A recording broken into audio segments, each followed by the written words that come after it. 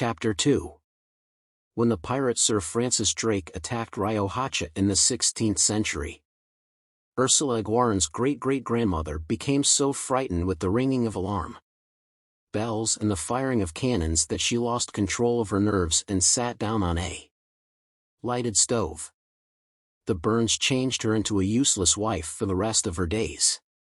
She could only sit on one side, cushioned by pillows, and something strange must have happened to her way of walking, for she never walked again in public. She gave up all kinds of social activity, obsessed with the notion that her body gave off a singed odor. Dawn would find her in the courtyard, for she did not dare fall asleep lest she dream of the English and their ferocious attack dogs as they came through the windows of her bedroom to submit her to shameful tortures with their red-hot irons. Her husband, an Aragonese merchant by whom she had 2 children, spent half the value of his store on medicines and pastimes in an attempt to alleviate her terror.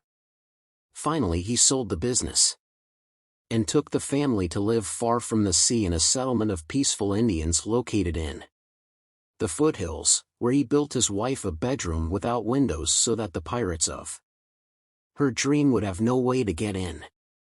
In that hidden village there was a native-born tobacco planter who had lived there for some time, Don José Arcadio Buendía, with whom Ursula's great-great-grandfather established a partnership that was so lucrative that within a few years they made a fortune.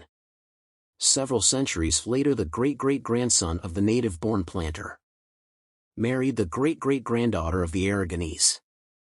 Therefore, every time that Ursula became exercised over her husband's mad ideas, she would leap back over 300 years of fate and curse the day that Sir Francis Drake had attacked Riohacha.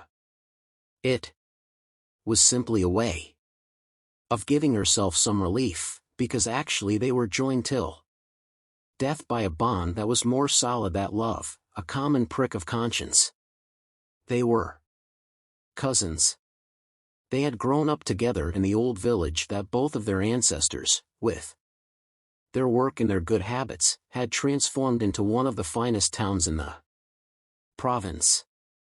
Although their marriage was predicted from the time they had come into the world, when they expressed their desire to be married their own relatives tried to stop it. They were afraid that those 2 healthy products of 2 races that had interbred over the centuries would suffer the shame of breeding iguanas. There had already been a horrible precedent. An aunt of Ursula's, married to an uncle of José Arcadio Buendía, had a son who went through life wearing loose, baggy trousers and who bled to death after having lived 42 years in the purest state of virginity, for he had been born and had grown up with a cartilaginous tail in the shape of a corkscrew and with a small tuft of hair on the tip. A pig's tail that was never allowed to be seen by any woman, and that cost him his life. What a butcher friend did him the favor of chopping it off with his cleaver. José Arcadio Buendía, with the whimsy of his 19 years, resolved the problem with a single phrase: "I don't care if I have piglets as long as they can talk."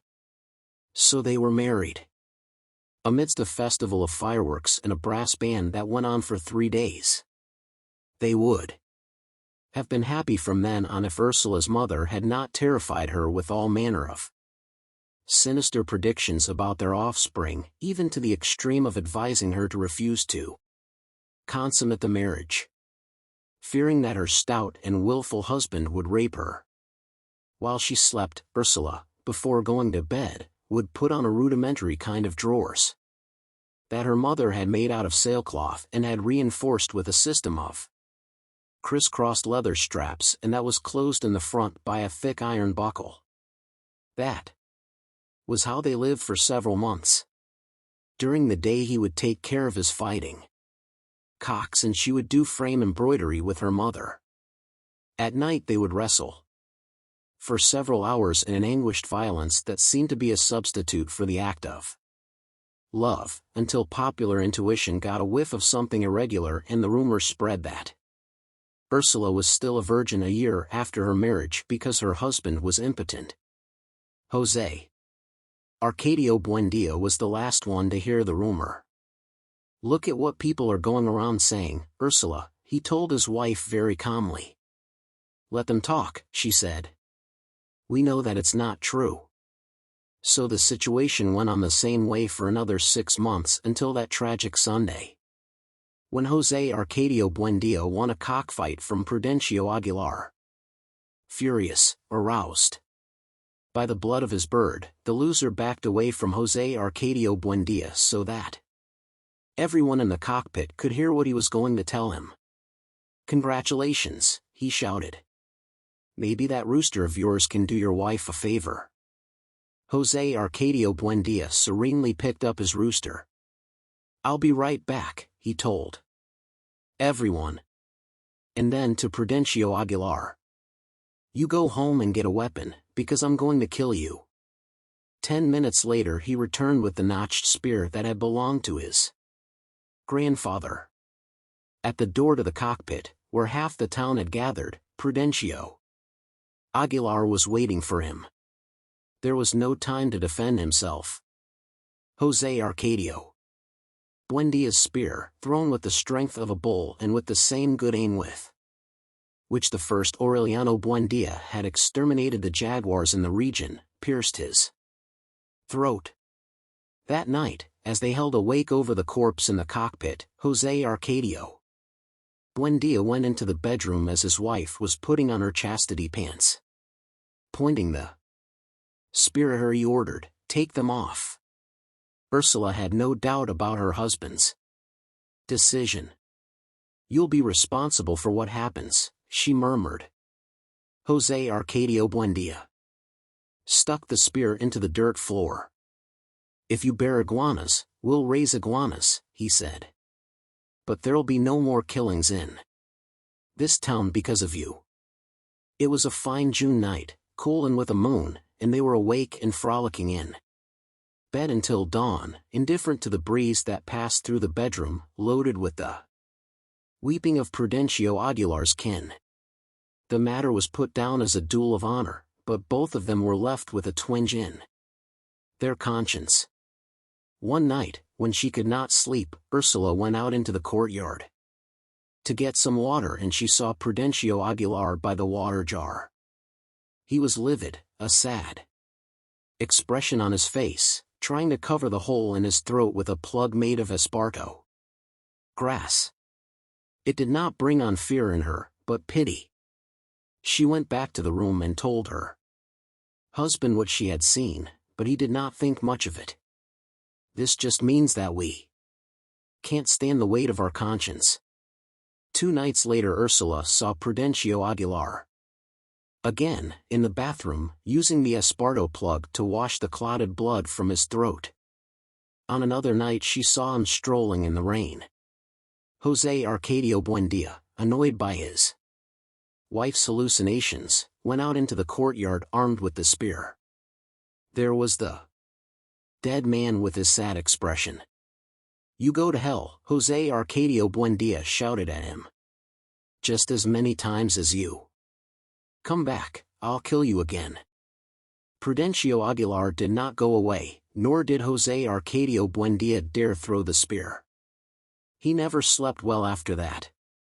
He was tormented by the immense desolation with which the dead man had looked at him through the rain, his deep nostalgia as he yearned for living people, the anxiety with which he searched through the house looking for some water with which to soak his esparto plug. "He must be suffering a great deal," he said to Úrsula. "You can see that he's so very lonely." She was so moved that the next time she saw the dead man uncovering the pots on the stove she understood what he was looking for, and from then on she placed water jugs all about the house. One night when he found him washing his wound in his own room, José Arcadio Buendía could no longer resist. "It's all right, Prudencio," he told him. "We're going to leave this town, just as far away as we can go, and we'll never come back. Go in peace now." That was how they undertook the crossing of the mountains. Several friends of José Arcadio Buendía, young men like him, excited by the adventure, dismantled their houses and packed up, along with their wives and children, to head toward the land that no one had promised them. Before he left, José Arcadio Buendía buried the spear in the courtyard and, one after the other, he cut the throats of his magnificent fighting cocks, trusting that in that way he could give some measure of peace to Prudencio Aguilar. All that Úrsula took along were a trunk with her bridal clothes, a few household utensils, and the small chest with the gold pieces that she had inherited from her father. They did not lay out any definite itinerary. They simply tried to go in a direction opposite to the road to Riohacha so that they would not leave any trace or meet any people they knew. It was an absurd journey. After 14 months, her stomach corrupted by monkey meat and snake stew, Úrsula gave birth to a son who had all of his features human.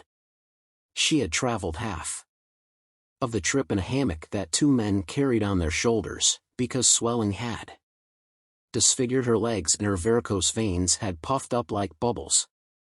Although it was pitiful to see them with their sunken stomachs and languid eyes, the children survived the journey better than their parents, and most of the time it was fun for them.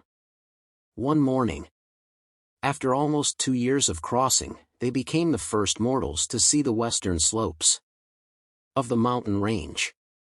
From the cloudy summit they saw the immense aquatic expanse of the great swamp as it spread out toward the other side of the world.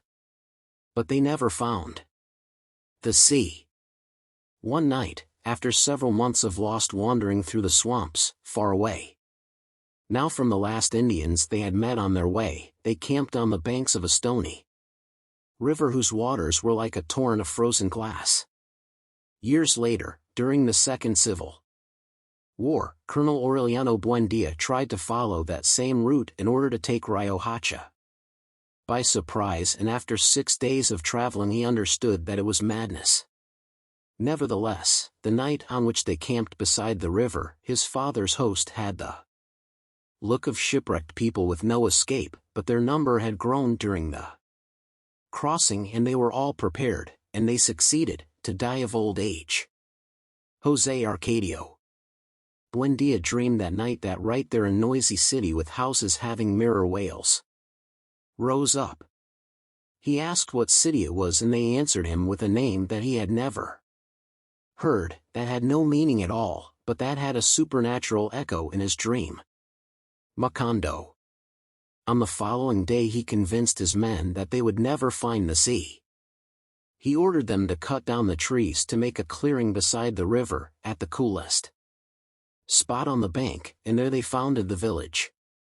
José Arcadio Buendía did not succeed in deciphering the dream of houses with mirror walls until the day he discovered ice. Then he thought he understood its deep meaning. He thought that in the near future they would be able to manufacture blocks of ice on a large scale from such a common material as water and with them build the new houses of the village. Macondo would no longer be a burning place, where the hinges and door knockers twisted with the heat, but would be changed into a wintry city. If he did not persevere in his attempts to build an ice factory, it was because at that time he was absolutely enthusiastic over the education of his sons, especially that of Aureliano, who from the first had revealed a strange intuition for alchemy. The laboratory had been dusted off. Reviewing Melchiada's notes, serene now, without the exaltation of novelty. In prolonged and patient sessions they tried to separate Úrsula's gold from the debris that was stuck to the bottom of the pot. Young José Arcadio scarcely took part in the process. While his father was involved body and soul with his water pipe, the willful firstborn, who had always been too big for his age, had become a monumental adolescent. His voice had changed. An incipient fuzz appeared on his upper lip. One night, as Úrsula went into the room where he was undressing to go to bed, she felt a mingled sense of shame and pity. He was the first man that she had seen naked after her husband, and he was so well equipped for life that he seemed abnormal. Úrsula, pregnant for the third time, relived her newlywed terror.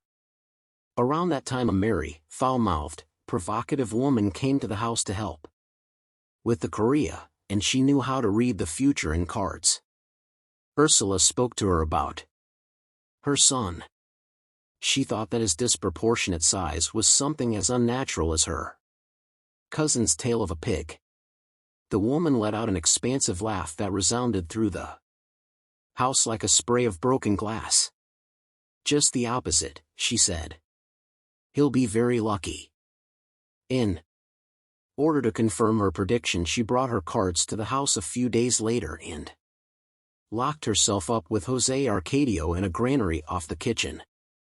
She calmly placed her cards on an old carpenter's bench, saying anything that came into her head, while the boy waited beside her, more bored than intrigued. Suddenly she reached out her hand and touched him.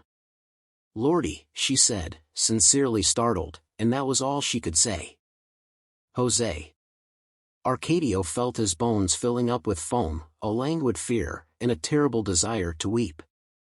The woman made no insinuations, but José Arcadio kept looking for her all night long, for the smell of smoke that she had under her armpits and that had got caught under his skin. He wanted to be with her all the time. He wanted her to be his mother, for them never to leave the granary, and for her to say "Lordy" to him. One day he could not stand it any more, and he went looking for her at her house. He made a formal visit, sitting uncomprehendingly in the living room without saying a word. At that moment he had no desire for her.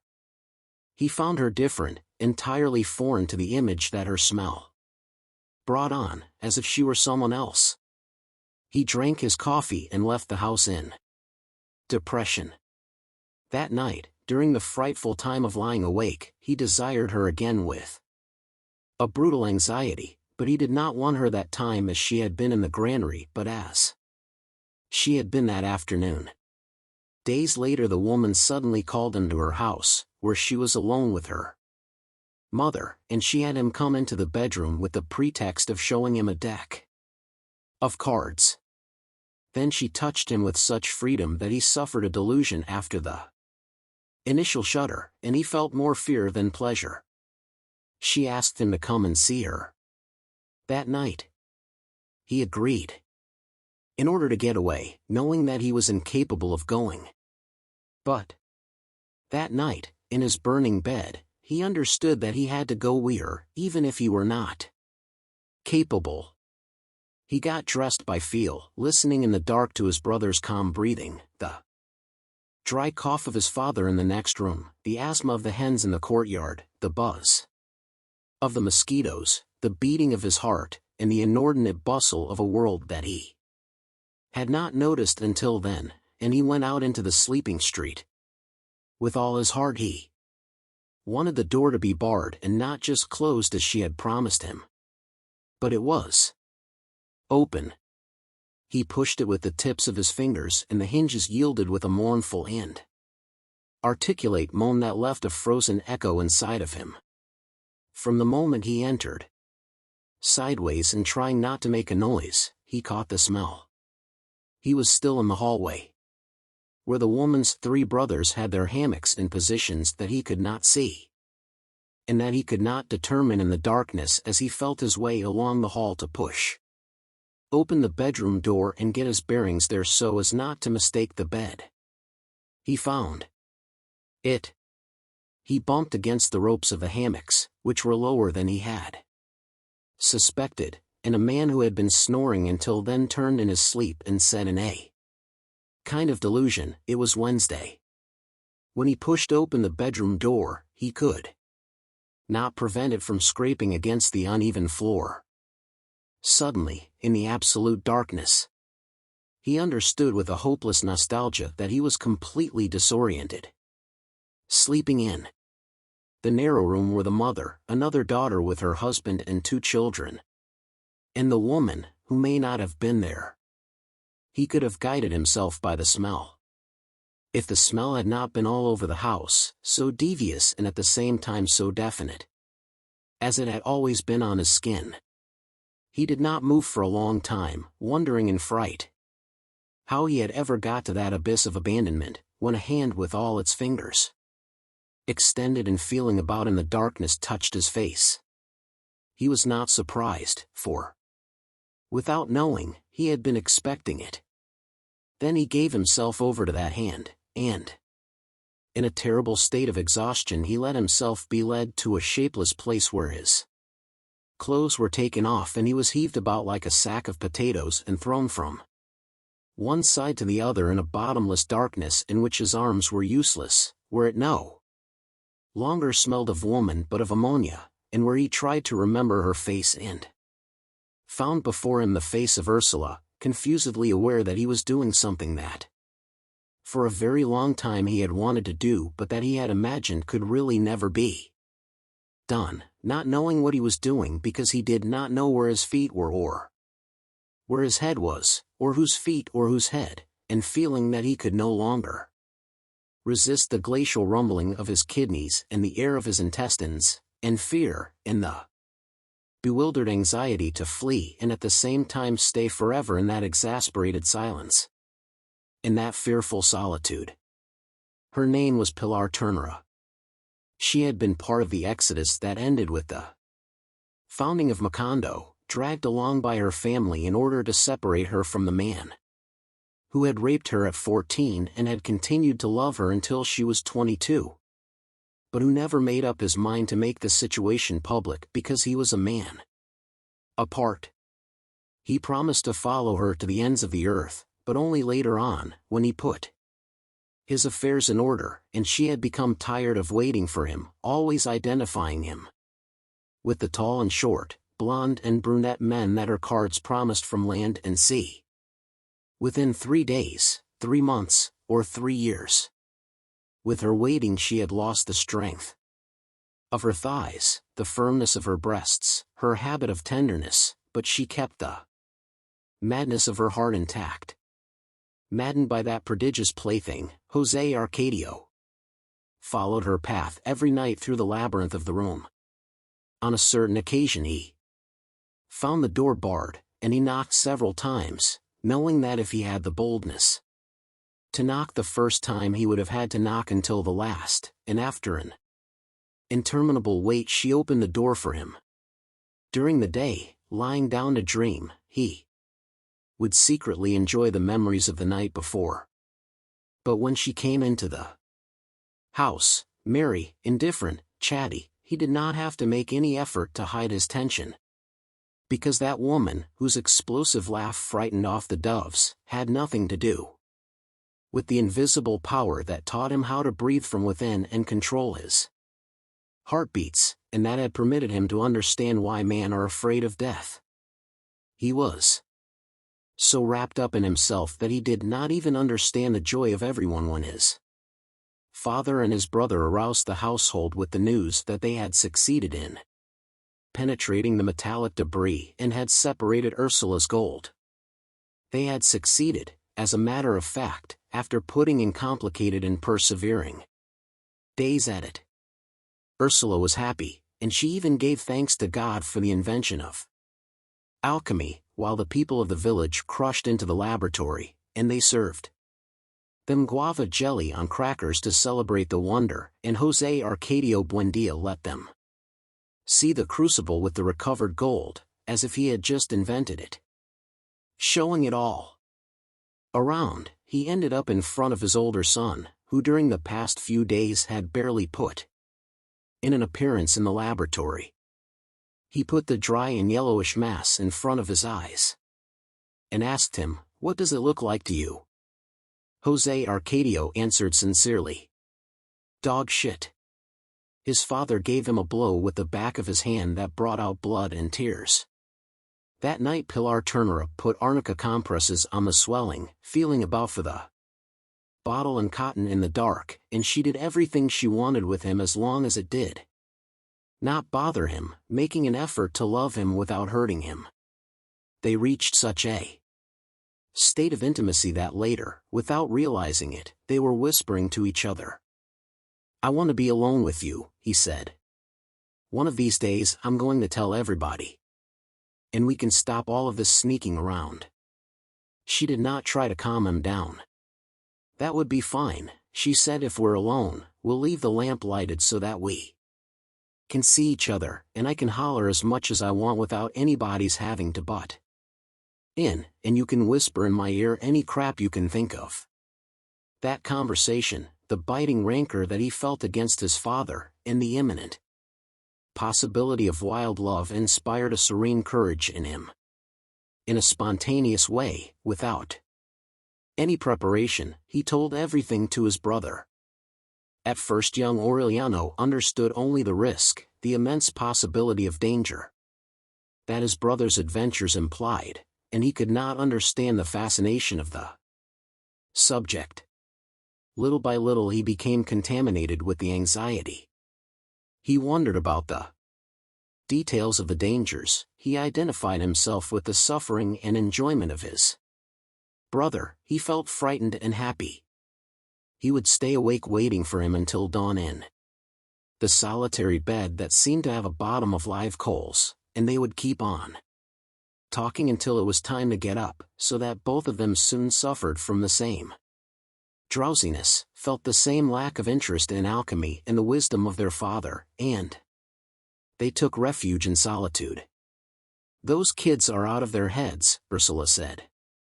"They must have worms."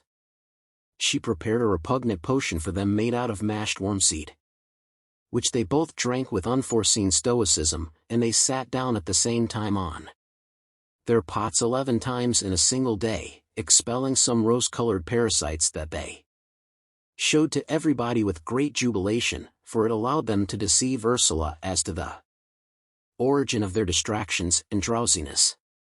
Aureliano not only understood by then, he also lived his brother's experiences as something of his own, for on one occasion when the latter was explaining in great detail the mechanism of love, he interrupted him to ask, "What does it feel like?" José Arcadio gave an immediate reply. "It's like an earthquake." One January Thursday at 2 o'clock in the morning, Amaranta was born. Before anyone came into the room, Ursula examined her carefully. She was light and watery, like a newt, but all of her parts were human. Aureliano did not notice the new thing, except when the house became full of people. Protected by the confusion, he went off in search of his brother, who had not been in bed since 11 o'clock, and it was such an impulsive decision that he did not even have time to ask himself how he could get him out of Pilar Turner's bedroom. He circled the house for several hours, whistling private calls, until the proximity of dawn forced him to go home. In his mother's room, playing with the newborn little sister and with a face that drooped with innocence, he found José Arcadio. Ursula was barely over her 40 days' rest when the gypsies returned. They were the same acrobats and jugglers that had brought the ice. Unlike Melchiada's tribe, they had shown very quickly that they were not heralds of progress but purveyors of amusement.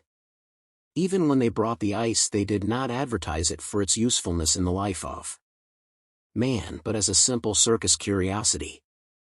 This time, along with many other artifices, they brought a flying carpet. But they did not offer it as a fundamental contribution to the development of transport, rather as an object of recreation. The people at once dug up their last gold pieces to take advantage of a quick flight over the houses of the village. Protected by the delightful cover of collective disorder, José Arcadio and Pilar passed many relaxing hours. They were two happy lovers among the crowd, and they even came To suspect that love could be a feeling that was more relaxing and deep than the happiness, wild but momentary, of their secret nights. Pilar, however, broke the spell. Stimulated by the enthusiasm that José Arcadio showed in her companionship, she confused the form and the occasion, and all of a sudden she threw the whole world on top of him. "Now you really are a man," she told him. And since he did not understand what she meant, she spelled it out to him. "You're going to be a father." José Arcadio did not dare leave the house for several days. It was enough for him to hear the rocking laughter of Pilar in the kitchen to run and take refuge in the laboratory, where the artifacts of alchemy had come alive again with Úrsula's blessing. José Arcadio Buendía received his errant son with joy and initiated him in the search for the Philosopher's Stone, which he had finally undertaken.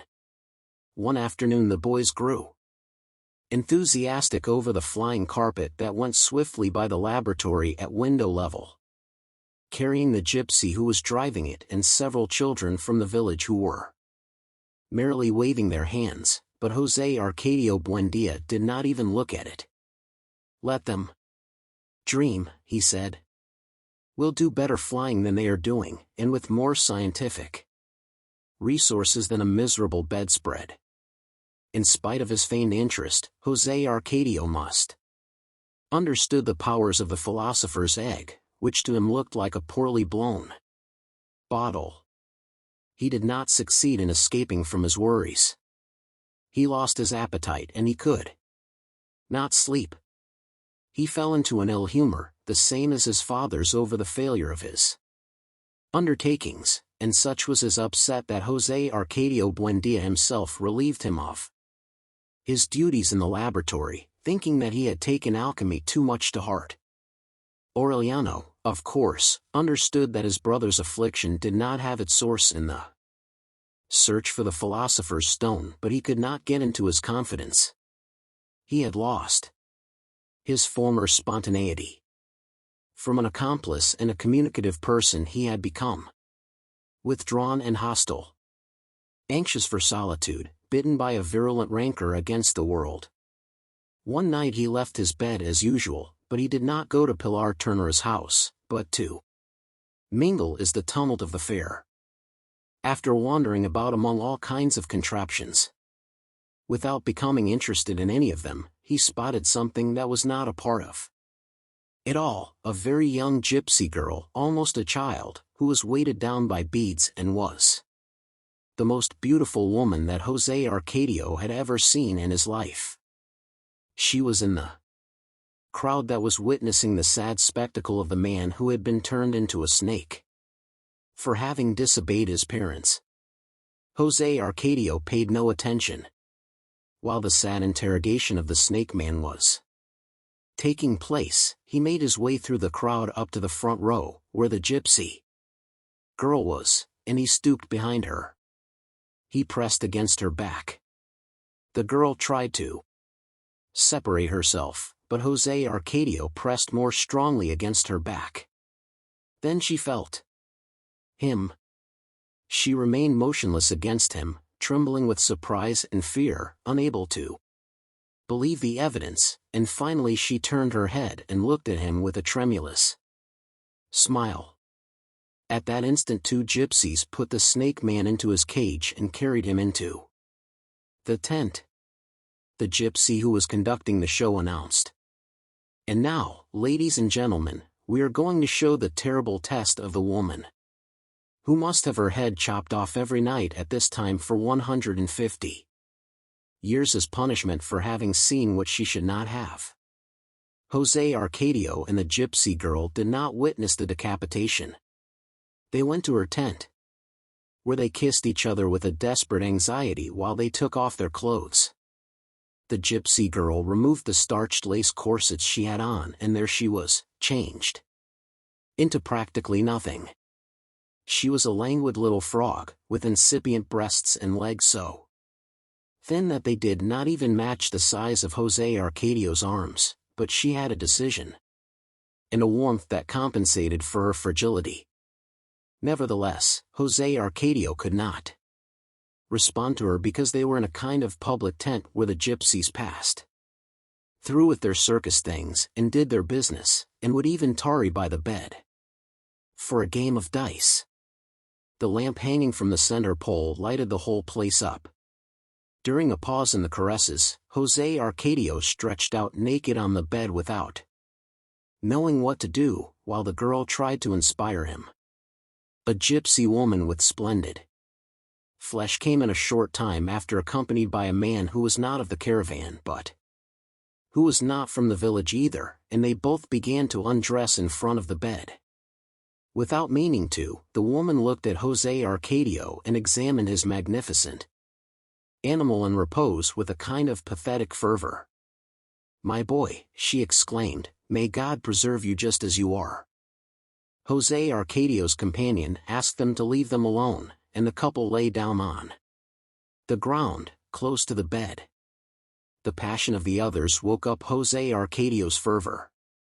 On the first contact, the bones of the girl seemed to become disjointed with a disorderly crunch like the sound of a box of dominoes, and her skin broke out into a pale sweat, and her eyes filled with tears as her whole body exhaled a lugubrious lament and a vague smell of mud. But she bore the impact with a firmness of character and a bravery that were admirable. José Arcadio felt himself lifted up into the air toward a state of seraphic inspiration, where his heart burst forth with an outpouring of tender obscenities that entered the girl through her ears and came out of her mouth translated into her language. It was Thursday. On Saturday night, José Arcadio wrapped a red cloth around his head and left with the gypsies. When Úrsula discovered his absence, she searched for him all through the village. In the remains of the gypsy camp there was nothing but a garbage pit among the still smoking ashes of the extinguished campfires. Someone who was there looking for beads among the trash told Úrsula that the night before he had seen her son in the tumult of the caravan, pushing the snake man's cage on a cart. "He's become a gypsy," she shouted to her husband, who had not shown the slightest sign of alarm over the disappearance. "I hope it's true," José Arcadio Buendía said, grinding in his mortar the material that had been ground 1,000 times and reheated and ground again. "That way he'll learn to be a man." Úrsula asked where the gypsies had gone. She went along asking and following the road she had been shown, thinking that she still had time to catch up to them. She kept getting farther away from the village until she felt so far away that she did not think about returning. José Arcadio Buendía did not discover that his wife was missing until 8 o'clock at night, when he left the material warming in a bed of manure and went to see what was wrong with little Amaranta, who was getting hoarse from crying. In a few hours he gathered a group of well-equipped men, put Amaranta in the hands of a woman who offered to nurse her, and was lost on invisible paths in pursuit of Úrsula. Aureliano went with them. Some Indian fishermen, whose language they could not understand, told them with signs that they had not seen anyone pass. After 3 days of useless searching they returned to the village. For several weeks José Arcadio Buendía let himself be overcome by consternation. He took care of little Amaranta like a mother. He bathed and dressed her, took her to be nursed 4 times a day, and even sang to her at night the songs that Úrsula never knew how to sing. On a certain occasion Pilar Ternera volunteered to do the household chores until Úrsula came back. Aureliano, whose mysterious intuition had become sharpened with the misfortune, felt a glow of clairvoyance when he saw her come in. Then he knew that in some inexplicable way she was to blame for his brother's flight and the consequent disappearance of his mother, and he harassed her with a silent and implacable hostility in such a way that the woman did not return to the house. Time put things in their place. José Arcadio Buendía and his son did not know exactly. When they returned to the laboratory, dusting things, lighting the water pipe, involved once more in the patient manipulation of the material that had been sleeping for several months in its bed of manure. Even Amaranta, lying in a wicker basket, observed with curiosity the absorbing work of her father and her brother in the small room where the air was rarefied by mercury vapors. On a certain occasion, months after Ursula's departure, strange things began to happen. An empty flask that had been forgotten in a cupboard for a long time became so heavy that it could not be moved. A pan of water on the work table boiled without any fire under it for a half-hour until it completely evaporated. José Arcadio Buendía and his son observed those phenomena with startled excitement, unable to explain them but interpreting them as predictions of the material. One day Amaranta's basket began to move by itself and made a complete turn about the room, to the consternation of Orleano, who hurried to stop it. But his father did not get upset. He put the basket in its place and tied it to the leg of a table, convinced that the long-awaited event was imminent. It was on that occasion that Orleano heard him say, "If you don't fear God, fear him through the metals." Suddenly, almost 5 months after her disappearance, Ursula came back. She arrived exalted, rejuvenated, with new clothes and a style that was unknown in the village. José Arcadio Buendía could barely stand up under the impact. "That was it," he shouted. "I knew it was going to happen." And he really believed it, for during his prolonged imprisonment as he manipulated the material, he begged in the depth of his heart that the longed-for miracle should not be the discovery of the philosopher's stone, or the freeing of the breath that makes metals live, or the faculty to convert the hinges and the locks of the house into gold, but what had just happened, Ursula's return. But she did not share his excitement. She gave him a conventional kiss, as if she had been away only an hour, and she told him, "Look out the door." José Arcadio Buendía took a long time to get out of his perplexity when he went out into the street and saw the crowd. They were not gypsies. They were men and women like them, with straight hair and dark skin, who spoke the same language and complained of the same pains. They had mules loaded down with things to eat, ox carts with furniture and domestic utensils, pure and simple earthly accessories put on sale without any fuss by peddlers of everyday reality. They came from the other side of the swamp, only 2 days away, where there were towns that received mail every month in the year and where they were familiar with the implements of good living.